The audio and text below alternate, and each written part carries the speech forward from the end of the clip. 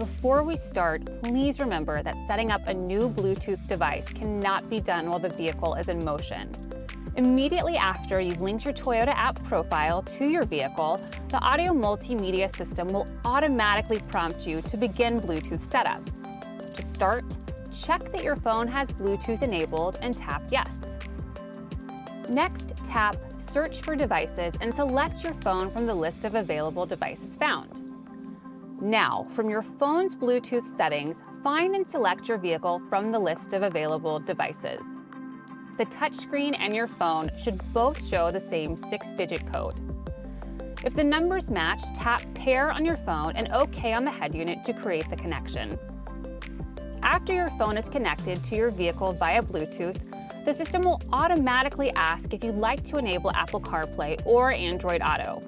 Simply tap Yes, and eligible apps will be mirrored on your touchscreen.